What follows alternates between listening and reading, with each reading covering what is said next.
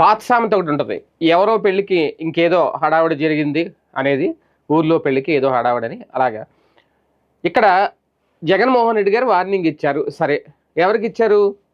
వాళ్ళ నాయకులకి, వాళ్ళ నేతలకి, వాళ్ళ వైసీపీ 175 నియోజకవర్గాల్లో ఉన్న ఇన్ఛార్జీలకి. ఆయన వార్నింగ్ ఇచ్చుకుంటే ఈ తెలుగుదేశం పార్టీ అనుకూల పత్రికల హడావిడేంటో అర్థం కాదు.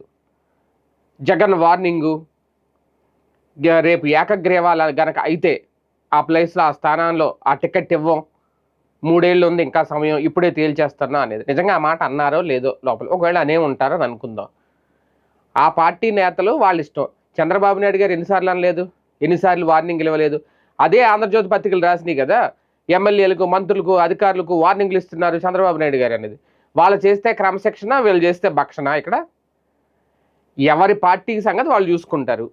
అందులో తప్పే ఉంది వార్నింగ్లు ఇవ్వడం, దానికి పెద్ద అడావుడు చేసేసి వాళ్ళకి ఏదో అన్యాయం చేస్తున్నట్టు.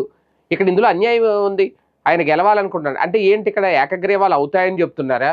లేదంటే మేము ఏకగ్రీవాలు అయ్యేలాగే మా పాలిటిక్స్ ఉంటాయని చెప్తున్నారా? నిజాయితీగా జరపమని చెప్తున్నారా? స్థానిక ఎన్నికల్లో ఏకగ్రీవాలు అనేది కామనే. ఒకవేళ అయితే అవ్వచ్చు, అవ్వకుండా చూద్దాం అని అనుకుంటున్నాడు జగన్మోహన్ రెడ్డి గారు.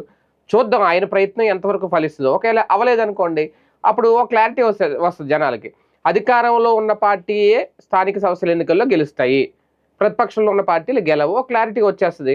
దానికి ఈ లోపల మొత్తం ఇంకేవి అదే పెద్ద హడావుడి చేసేసి వార్నింగ్ ఇచ్చేసాడు జగన్మోహన్ రెడ్డి. సీట్లు ఇవ్వడంటారు రేపు పొద్దున, ఆయన ఇష్టం.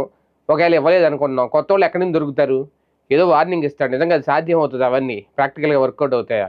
దీన్నే ఊర్లో పెళ్లి కుక్కలు ఆడవడం అంటారు.